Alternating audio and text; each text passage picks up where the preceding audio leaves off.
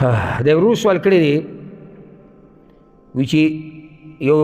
هلک او جنۍ رشته وشي دا جنۍ وغوښتی شي د هلک دپاره او بیا د هلک د هغې نه بعد څه ګفټونه تحفې د جنۍ له لیږي رالیږي یا شعرونه او غزلې لیږي رالیږي دا به حرام که دا به جایز جواب اول خو دا مسله واضح کول پکار دي غوښته هلک راولګي او جنۍ وغوښته یا ورته خوړه وایي یا ورته منګني وایي غالبا داسې د پښتنو په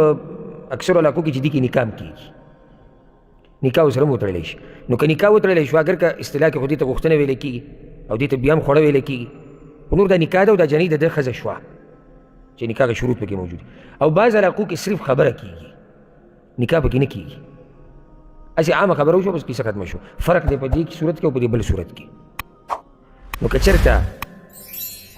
عامه خبره شوي او نکاح نه دی شوي نو دا هلک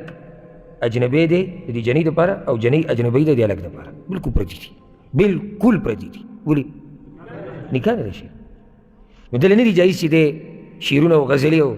کیسې ورته لیږي چې پردي جنۍ ته څنګه کیسې لیږي یا د هغې سره مصافحه یا د هغې سره ګپ شپ یا تصویران لیږل یا خبرې کول سبحان الله هغه زمونږ خصوصا د پښتنو خبره کوم زمونږ د معاشرې هغه درونوالی او هغه درون خویونه هغه رو رو پوره کېدو دي یعنې نږدې وخته پورې مجال څه و چې یو هلک د داسې حرکت وکړي یا جنۍ خو سوال نه پیدا کېږي اگر که نکاح هم شوي موږ خو صرف عامه خبره کوو نکاح هم شوې ده خو چې څو پورې دا جنۍ دغه هلک کور ته نه تلي که نه ډولۍ یې نه وړي د دې نو دا رابطې مبطې به پښتنو چا نه کولې